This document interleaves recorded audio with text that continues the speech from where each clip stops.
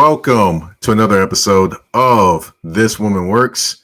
I am your host, Mike Patton, and on this episode, we will be getting to know someone that is making an impact on lives every single day in her very, very special way. That would be Miss KeKe Smith. She is my guest for this episode. How you doing, KeKe? I'm doing pretty good. How are you? Doing great, doing great. We're going to get into your journey and your story as we go along in this episode.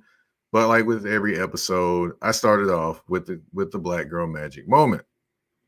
And in this episode, I chose someone that, plenty of people either younger than me have grown up with or people in my age have seen grow up. That would be KeKe Palmer. Now, KeKe Palmer was born Lauren Kiana Palmer. Now, yes, her first name isn't KeKe or Kiana or anything. It's Lauren. Born August 26, 1993 in Harvey, Illinois. Of course, first film role, I should say, was Barbershop 2, Back in Business, back in 2004. And then also her breakout role, though, was Akilah and the Bee back in 2006. That was an incredible movie. I definitely enjoyed that. Now, of course, she was in Medea's Family Reunion, played the little girl, the foster girl in Medea's Family Reunion. I'm pretty sure people know that. Played Rosanda Chili Thomas in the TLC story that came on back 2013 Sure too. Did. Yes, I remember that. Mm-hmm. Now, of course, she did also a few other bits about her. She did have her own daytime talk show on BET called Just KeKe for a moment. It was back in 2014, and she also a little bit more history for her. She also became the first Black woman to star as the title character in the musical Cinderella on Broadway. Huh? I did not know that. Yep, and she also starred, of course, in Nope, which was with Daniel Kaluuya, which is a Jordan Peele movie, and also I will say this, and I've seen the trailer for it. She has a new movie coming in 2025 called One of Them Days with singer SZA. That's supposed to be coming out. I've seen that recently. Yeah, I've seen that. I'm interested in seeing that movie as well. So, I wanted to kind of give props to KeKe Palmer and also want to give props to her for just living in her truth and talking about the things that may be uncomfortable things for people to talk about, like, going through different things growing up, or being molested, not knowing you were, and all of those different things that are uncomfortable things to talk about. However, she spoke about them and stood up to the plate and mentioned those things and talked about those things, because those things that she talked about could help young women, young men, anyone that has ever dealt with any situation. And I applaud her courage for being able to talk about that. Now, do you want to add anything to what we talked about with Miss KeKe Palmer? I really know about the same thing, and then her recent thing I saw with her having a baby, and then all that drama with her, I guess, baby daddy. But yeah, she's a little bit younger than me, so I never follow her close. I just always kind of follow the headlines. But I do know that she's come a long way. Definitely has, and definitely want to applaud her for all the great, wonderful things that she has done in terms of her career. Of course, you did mention the she also her sung child. a little bit, didn't she? Yes, she does. She did have an album, so she's sung, she's acted. She's actually had her own daytime show. She's been in film and TV as well.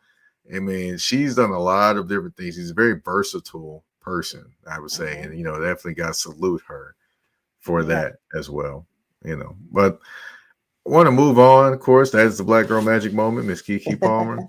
I salute you. But we got to move on to the Black Girl Magic that you create. That's when you do things that you do. But we're going to start off with young KeKe. Now, KeKe, where did you grow up? I grew up in Shelbyville, Tennessee. Shelbyville, home of the walking horses. For those that aren't familiar with Tennessee, Shelbyville is known for the walking horses and things like that, but it's also known now for Uncle Nearest, which is definitely a black-owned whiskey, and the distillery is down there as well. Yep. And they're probably gonna build an amphitheater and gonna have concerts and all that. That's down the line. Ooh. But right now, right now, what they have is a distillery down there, which I have been to and I have toured, and I thoroughly enjoyed it, and I thoroughly enjoyed seeing our people in charge of, definitely putting together something that people have that not look like us have been in charge of for a while. Oh, yeah. But what was it like growing up down there in Shelbyville? Because Shelbyville is definitely different than, of course, Nashville. It's maybe, what, 30 minutes away, 30, 45 minutes away, depending on where you are in Nashville. But It's it's about just 45 different. minutes away from Antioch. Mhm. Uh-huh. Right, right. So how was it growing up there, kind of on the outskirts, the furthest outskirts in Nashville? Um, it was I felt like I had an everyday life. I learned later I didn't, but my dad actually he used to train horses for the Shelbyville walking horses. And we used to have horses in our backyard. We had 4 horses, and Mm-hmm. it was country, I guess you could say. um, but we have a very big family, so I always felt like we had everything we needed. My grandma had 12 brothers and sisters. On my daddy's side, it was 13 brothers and sisters. Um, I was always surrounded by a big, huge family, so it was Mm-hmm. nice. Okay, all right. So family, I'm going to take it that family is very important to you, because that sounds like a lot of family. I know on my mom's side, she had 4 sisters. Oh, And then on my dad's side, I mean, I lost track of how many brothers and sisters there. It was a lot. It's a lot of them. yes. But and definitely, of course, I can name them all off. But we'd be sitting here all day if I did that. So I definitely understand big families, things like that. So big family, growing up in Shelbyville. Mhm. Um, yeah. So with that big family, what were some of the things that you all like to do all the time? Was get-togethers very important, or Yes, they happen a lot? they still are. They we used to have fish. My grandma used to have fish fries all the time. Hmm. At least once a month, everybody would come over. Our family, sometimes from the neighborhood. My grandma was also the first black woman in the neighborhood that she went to move into a white neighborhood. And of course, Hmm. all white people evaporated, but she was the first black woman to move into the suburbs down here. Okay. So yeah, we always had gatherings, fish fries. Everybody came down during the holidays. We have a lot of family up north, so they will always come down during like the holidays, or they'll stay for a couple of months during summertime. So it was good. I had a good life as a young child. A question I got for you. You said that your grandmother was the first to move into the suburbs or a white neighborhood at that point in time. Hmm. Um, what were some of the stories that maybe she told you about growing up in that time or living during that time, being the first black woman in basically a predominantly white neighborhood? She never talked about being the first black. I was always bragged about with my mom and her sisters and stuff. She's always talked. My grandma used to always talk about when they lived in the country in Unionville and Hmm. what they had to do, and how she had to get the kids and ship them to school and all that kind of stuff. But she never really talked about when she moved to the neighborhood she ended up moving to. Got you. Okay. So, growing up in Shelbyville, big family, a lot of family gatherings. What was one of the first things that you thought of, like, hey, I want to do that when I grow up, when you were a kid? The first thing I thought of was I wanted to be like Sheila E. I wanted to be the next I wanted to be the next black percussionist. Well, I thought it was a drummist, but I wanted to be the next famous black percussionist from the South. That's what I wanted to do originally. And then it turned into I wanted to be a singer like Whitney Hmm. Houston. And my mom dashed that dream away. No one is a singer that's gonna make it big from Shelbyville. So that dream got dashed. And then as a teenager, I took an interest in fashion designing. Actually, it was two things. I wanted to be uh, the first black female fashion designer, or I want to be a celebrity hairstylist. I had started going to my aunt's salon and watching her, and Hmm. so I wanted to be beyond what she was doing. Okay. All right. All right.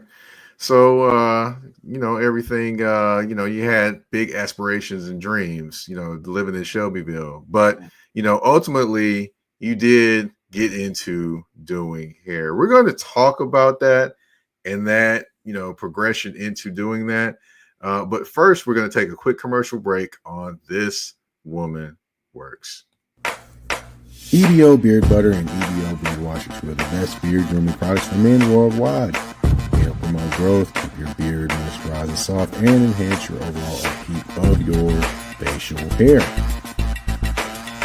And with the new promo code MPAFC10, you can get 10% off all these products. Just go to www.etsy.com/shop/EBO Beard Butter. Again, that's www.etsy.com/shop/EBO Beard Butter.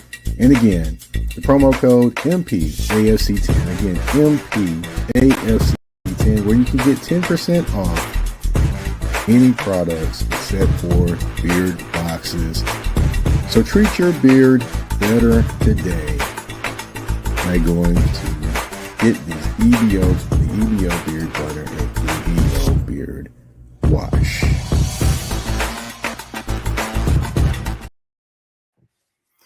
All right, and we are back on This Woman Works with your host, Mike Patton, here with KeKe Smith. And we're going to talk about your journey into doing hair and their hairstylist lane that you've jumped into and kind of made your own. I've got to ask, when did that first come about? When did the thought of becoming a hairstylist kind of first come about for you? Well, I always wondered about it when I started going. I was a teenager. I started going to my aunt's salon to get my hair done, and Mm-hmm. because originally it was fashion design. Um, I was a teenager looking at Vogue magazine and Ebony magazine and Essence, and I wanted to be a fashion designer. Um, but then I started paying attention to my aunt, and I started, actually started thinking about I can be a hairstylist, and I can make some clothes for like Mary J. Blige and for these, famous people. Mm-hmm. And then I finally went to a hair show with my aunt, my brother's hair show, and that kind of like solidified it. I was like, yeah, I'm going to do hair. I'm going to be a celebrity hairstylist. Okay. All right. All right. So, you know, when you had your first thoughts. So, how was it when you actually? Can you take us to the moment when you first made your transition into just being a hairstylist and that becoming what you were going to do? Um, well, I went to my aunt had started talking about opening her beauty salon, not beauty salon, beauty school. But Mm-hmm. I guess it was taken. I was anxious and I was ready to jump into it, and so I went to barber school. So I actually got my barber's license first. And Okay. literally maybe 3 months after I had gotten my barber's license, my aunt's beauty school had gotten approved, and she opened her beauty school. And so then I went to my aunt's school and got my cosmetology license. And I started doing hair at first in Shelbyville, but I have a lot of family, like I said, Mm-hmm. and half the people were wanting to get their hair done for free or next to free. So that's what made me make the move to Murfreesboro originally. Okay. All right. All right. So, how was it when you moved to Murfreesboro? How was it, jumping into it, a new place to be, kind of, you're still breaking into the business. How was that move for you? It was easy because, like I said, I had went to barber school. The barber school I went to was in Murfreesboro, and so when Okay. I was in Murfreesboro, sometimes I would work and assist at a salon there in Murfreesboro before I had gotten my license. Um, and so I had already knew some people. I mean, I didn't know a lot, but I knew a little bit of people And so I had, told some people my intentions and what I had planned to do. And so at first, when I moved to Murfreesboro, after I got my cosmetology license, I worked at it was a salon called Master Cuts inside the mall. And I built a little clientele. And then I went to the original place I had worked at part-time when I was getting my barber's license. It was a black salon. I can't remember the name of it back then. But it really wasn't hard to make that transition because like I said, I had already been slowly working my way into it and trying to get to know people. And it really wasn't difficult. Mm-hmm. Okay. All right. All right. So, in any business, in any type of, doing hair, anything like that, just anything in general that you have a passion for, you always have that one moment where you're like, okay, I'm where I'm supposed to be. What was that moment for you? That moment for me was I had moved from that from the salon was working with, that I was familiar with, and I started working at JCPenney's. And I met this lady named Aisha, and we just clicked. I mean, she was older than me, and it's like she just took me under her wings and taught me some things that I didn't learn at the school. Just taught me different tricks and techniques and stuff like that. And one day we got to talking about fashion, and she was telling me about her ideas about working like fashion shows and stuff like that. And I was like, I felt like I needed to be, this is the person I needed to talk to, and this is what I needed to be, because I had dreamt about intertwining doing hair for celebrities as well as doing fashion. So I just felt like this is it. This is what we need to do. And so we had made a plan about how to get into that avenue, like working behind the scenes with fashion shows and stuff like that. And it just felt right. And we made she unfortunately, she passed away. So she never really got the chance to see that follow through. But I was able to do what we had talked about and what we had planned we was going to do. I was able to follow through with that, and it felt good that I had found someone that wasn't calling me crazy and telling me that I can't do that and that would never happen. So that was probably around 2003, 2004. Okay. All right. So yeah, and then for those that aren't aware, can you kind of tell them all the different things you do with hair and hairstyling as well? Okay, so behind the chair, I work at a salon, and I do hair. I specialize with hair extensions and hair color, with attention to making sure my client's hair is healthy. But then I also do hair for weddings, hair for fashion shows, and hair for photo shoots. Okay. All right. So you are somewhere everywhere when it comes to doing hair and taking care of people's hair, but also doing it with the intent of making sure their hair is healthy and strong as well. Correct? Correct. All right. All right. So I hope you all have been taking in all the information and all the journey that KeKe Smith has been giving us. But of course, with every journey, there is always some challenges. And there's always some advice that helps you along the way. We're going to get into that. But first, we're going to take a quick commercial break on This Woman Works. A shift. A shift is something that happens and changes the dynamics. And that's what happened when Garrett Logistics was born. After 10 years as a sales pro in the logistics world of sporting goods, John Garrett decided to pivot to the world of freight and start a brokerage. So you're saying to yourself, why trust Garrett Logistics? Well, Garrett Logistics helps shippers improve overall workflow, along with increased on-time pickup and delivery percentages. Last-minute loads, multi-drop pickups, and more are part of the services with Garrett Logistics. They're available Monday through Friday, 7 a.m. to 6 p.m., and Saturday, 8 a.m. to 12 p.m., all times Central Standard Time. So give them a ring at 615-400-8484. That's 615 844-8484, or you can email them at john@garrettlogistics.co or visit their website at garrettlogistics.co. Garrett Logistics, where the motto is, it's not just freight to us, it's your business.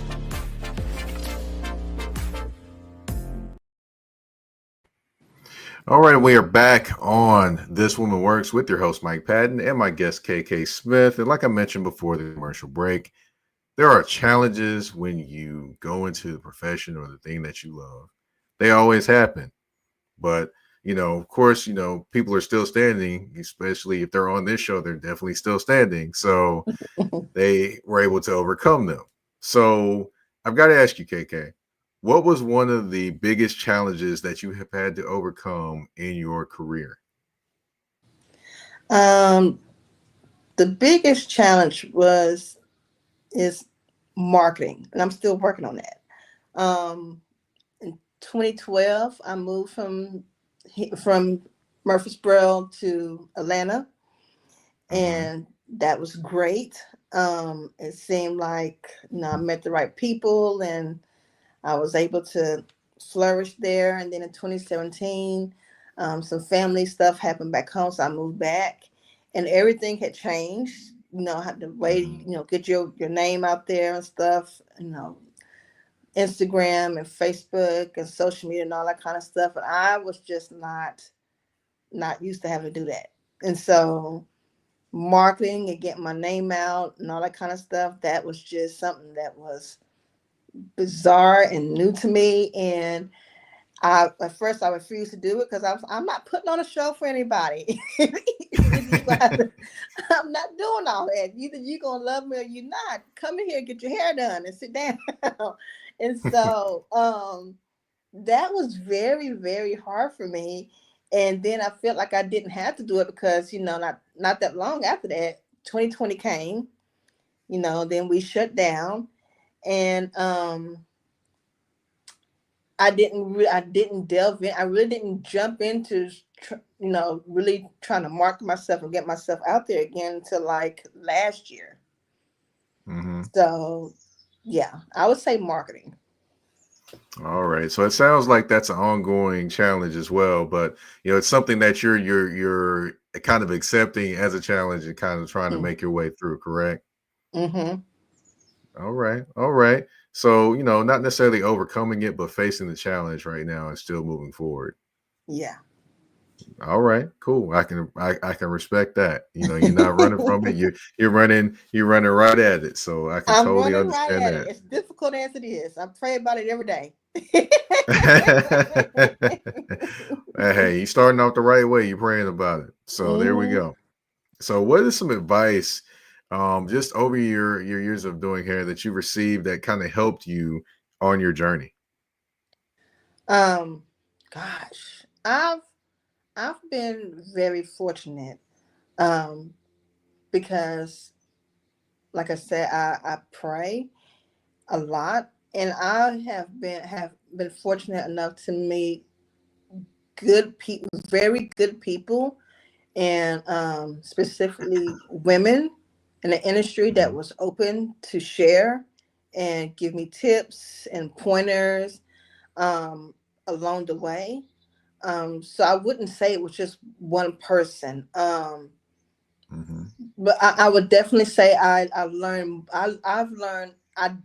more, and I felt more welcomed with people sharing information with me when I was in Atlanta than when I was in Tennessee. I would say that, but overall, just meeting great women that were willing to share and give me advice here, give advice there. Like one recently that I talked to, I wouldn't say often, but I talked to her a lot. It's Danielle McGee.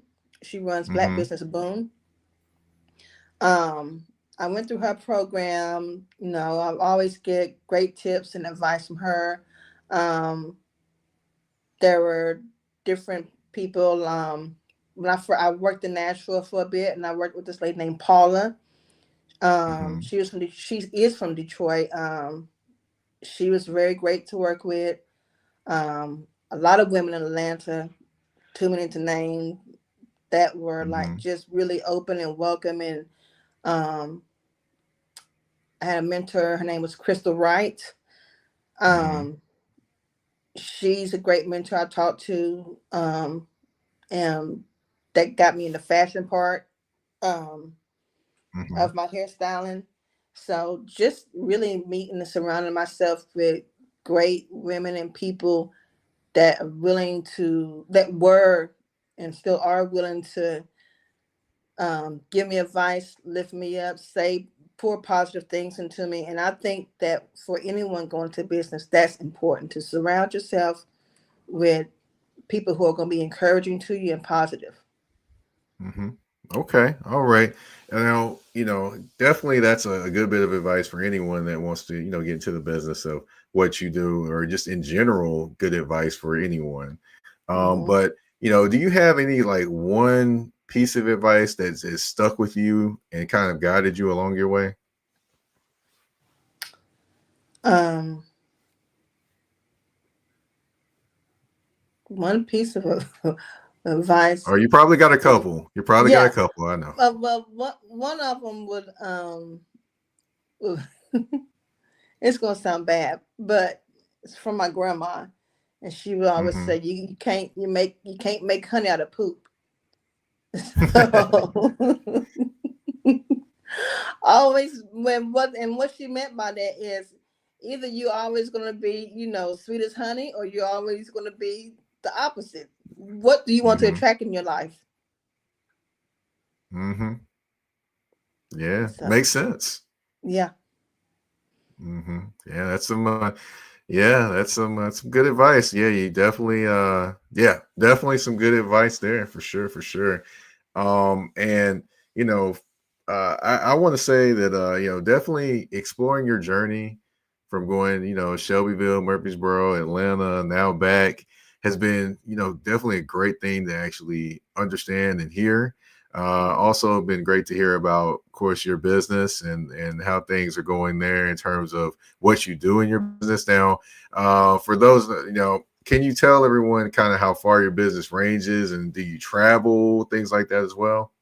Yes, so I'm based out of Murfreesboro. I do service people in Nashville too. And that's probably about the limit as far as working in a salon. But Mm-hmm. for photo shoots and weddings, stuff of that nature, I travel. And you got the money to pay for my travel and money to pay for the services, I got the time to come to you wherever you are. And so and I've been only places I really haven't been is mid um mid middle part of the United States, but other Mm-hmm. than that, wherever a client wants me, that's where I'm willing to travel. Ah, yeah, the Midwest. Hey, people are in Kansas City, Texas, Oklahoma, all them places. Hey, KK need to see you. The closest I've gotten KK was needs to see Chicago. you. Oh yeah, Chicago. Yeah, I mean you can't avoid Chicago now. You No, can't be a hairstylist and avoid Chicago. You just can't do no, it. I've had good times in No. Chicago. Yeah, Chicago is a fun city. I was there this summer, so yeah, definitely a fun city. Well, we have enjoyed on this show getting to know Can I mention you, my your books? journey. Oh, go ahead. I'm sorry. Let me back up. Go ahead. So I got two books. The Mm-hmm. first book actually, it's about hair, and I'm gonna show you it. It's called Boost Your Hair Growth Today, and it's a Mm-hmm. step-by-step guide on what you Mm-hmm. can do at home in between your visits with your stylist to help boost your hair growth. If that's what you want to have healthy growing hair, this is the book that you need to check out. How to boost your hair Mm-hmm. growth.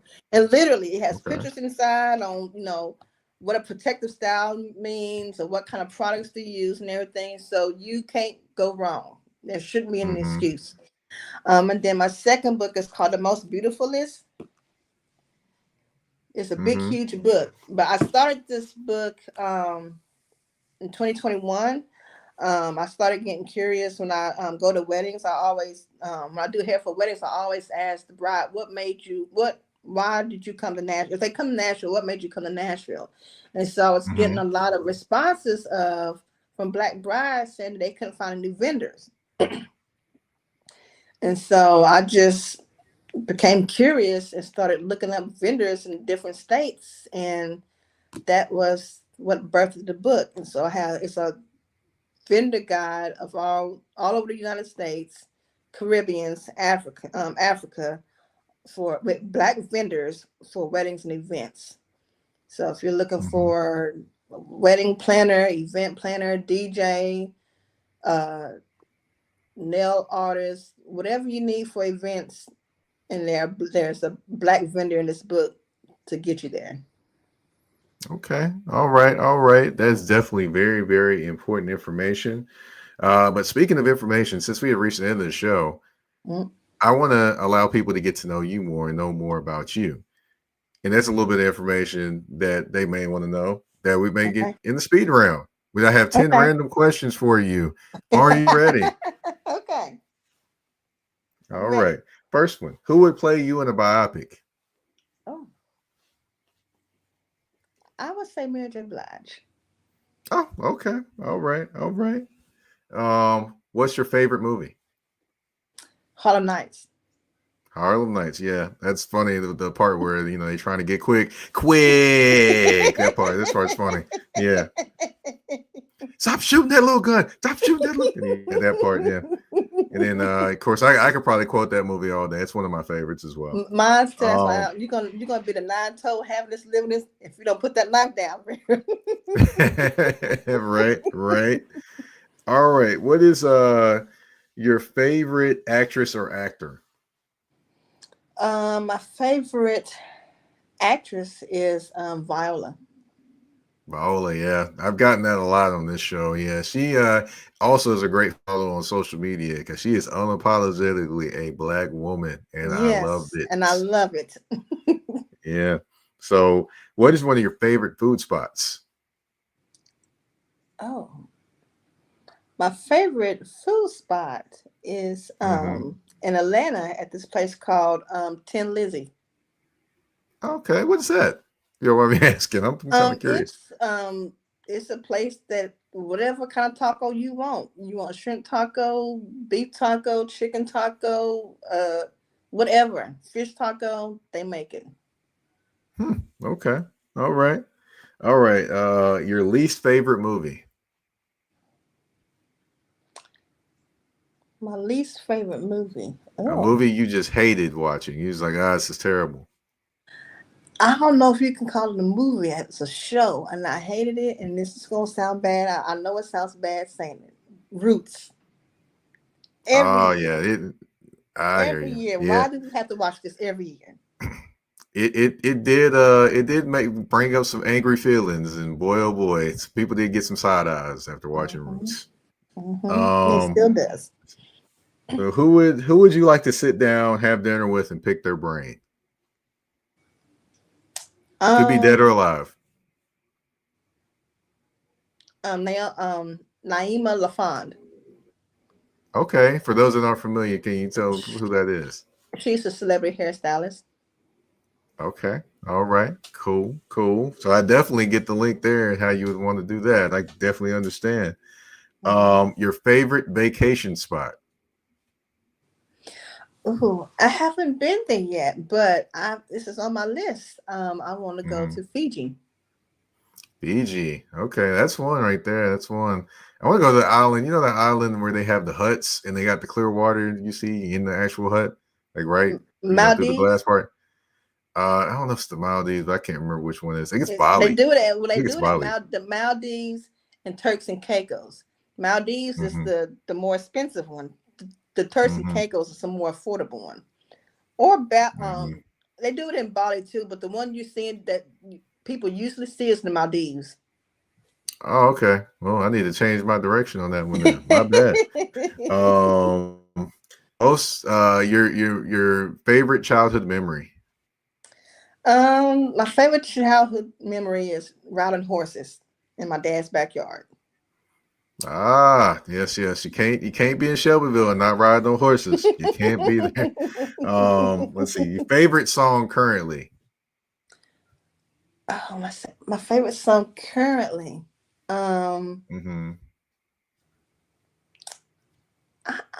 I'm still old school. Let's see, who's a Well, I know new? you. I know you. No. You can list an old school song. Just your favorite song that you currently like listening to. That's all. Not a current Uh, favorite song. uh, okay, my favorite song that I currently listen to like all the time. Mm-hmm. Love No Limit, Mary J. Blige. So you still on What's the 411, I'm huh? still on What's the 411. Okay. All right. All right. For those who don't know, that's a Mary J. Blige album. That, and if you don't know that one, then I don't know what to tell you. But anyway, let's see. Well, we know who your favorite artist is. That's got to be Mary J. Blige. Mm-hmm. So I answered that question before I even got to it. Yeah. Let's see. Favorite holiday. I don't have any. Okay.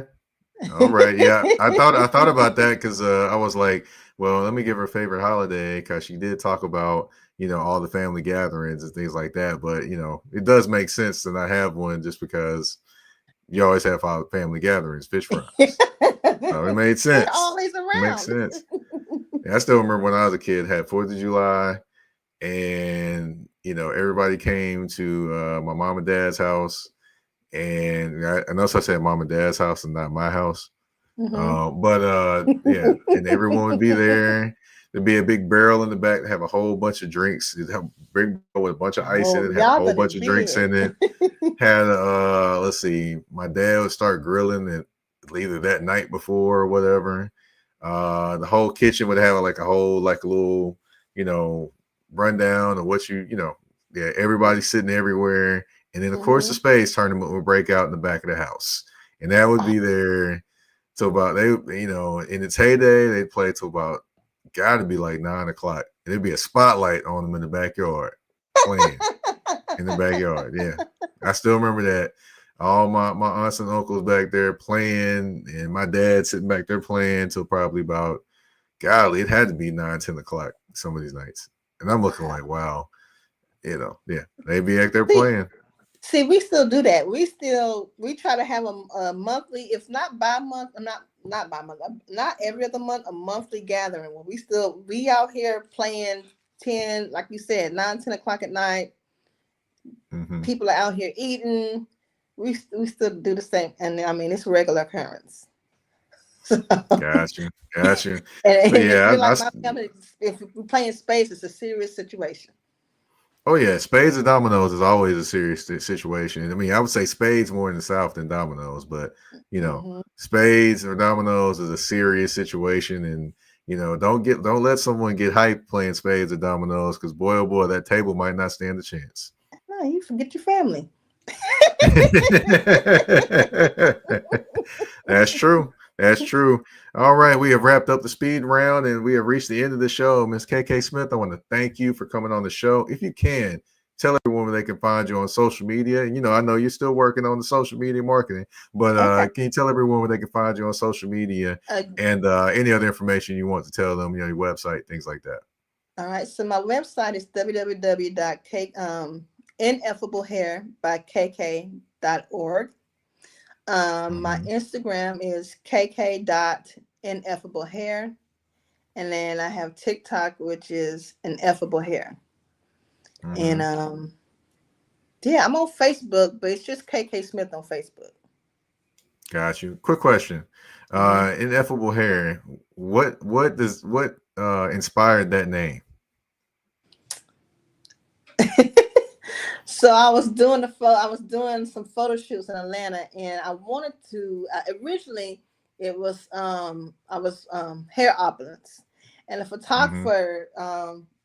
I started. I do some hair serums and hair perfumes. So we was doing a photo shoot for that, and he was like, "You got to do something. You got to name yourself something better than that. What? I'm tired of hearing opulence. What other word can you use?" So I just got a thesaurus and looked up something that was like similar to opulence, and Mm-hmm. it was I picked it because it was a play on words, ineffable. And Mm-hmm. so he laughed about it. He was like, I like how you using those words. And then he was like, oh no, this is a real word. I was like, yes, a real word. And so that's how it came about. And that was like in 2013. Okay. So I went from hair opulence to ineffable hair. Okay. All right. I was just curious as well because I was like, okay, I had some thoughts, but I think the other person you were talking to had some thoughts along the line of me. But Yeah. And yeah. ineffable, the definition of ineffable means great is the highest or greatest that you've ever experienced. Mm-hmm. Okay. All right, all right. Yeah, it's all coming together and making sense for me now. Okay, all right. Well, I want to thank you again for coming on the show. Of course, for those who don't know, I am the host of the show, Mike Patton. You can find me on the artist formerly known as Twitter at Mike Patton82. That's MikePatton 82 on the artist formerly known as Twitter. Word to Prince. You can also find me on Blue Sky at the same at Mike Patton82. Of course, you can find me on Instagram and Threads at that's THA, not THE, _general_NP. This Woman Works you can find on Spotify, Apple Podcasts, iHeartRadio, Amazon Music. You name it, we're there. You can also find This Woman Works on the Mike Patton Network on YouTube. Go ahead, subscribe, click that button and click the bell so that way you don't miss any episodes when they drop. I want to thank you all for tuning in to this episode of This Woman Works. Episode 29, Crafting the Masterpiece with KeKe Smith. We're out. Peace.